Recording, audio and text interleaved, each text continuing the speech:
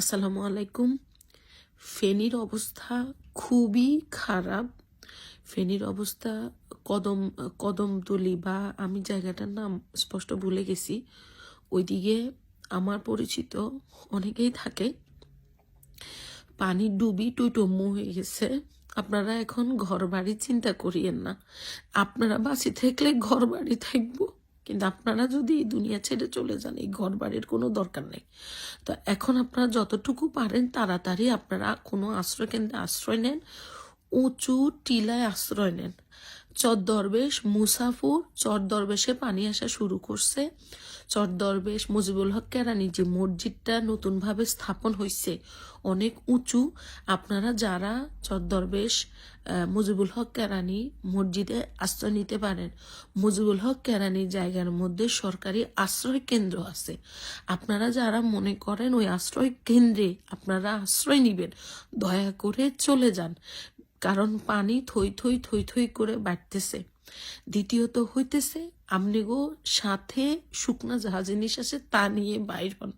এখন আমনের ওই ফ্রিজ টেলিভিশন এগুলো চিন্তা করেন না। আমার বাপের বাড়ির সাইডের যে মাদ্রাসা আছে ওটাতে অনেকে আশ্রয় নিচ্ছে। আমার বাপের বাড়ির সাইডের পানি টইটুম্মু হইতেছে। এখন অবধি আল্লাহ তুমি মাফ করো, আল্লাহ সবাইকে বিপদ মুক্ত করো। দাগন ভুইয়াতে যদি কোনো 4তলা 5তলা বাড়ির কোনো 2টা একটা রুম ভাড়া দেওয়ার মতো উপযোগী থাকে দয়া করে একটু কমেন্টস করেন। এখানে হাহা হিহি করার কিছু নাই, যার যায় সে বুঝে। আজকে নোয়াখালীর উপর দিয়ে যাইতেছে, গত বছরের আগের বছর সিলেটের মানুষের উপর দিয়ে গেছে। আমরা দোয়া চাই সবার কাছে, আল্লাহ যেন আমাদের বাংলাদেশের প্রত্যেকটা জেলার মানুষকে বিপদমুক্ত করে। আপনারা এখন মাল জিনিস ঘর এগুলার দিকে না তাকায় আপনারা দয়া করে নিজের জান নিয়ে ঘরটা থেকে বাইর হয়ে যান। লোপা আপুর আম্মা লোপা আপুর আব্বা ঘরে আটকা পড়ছে।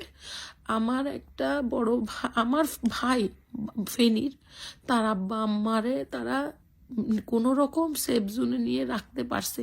তাদের জন্য আমরা একটা বাসা চাইতেছি, দয়া করে কারো যদি জানা থাকে একটু জানাবেন।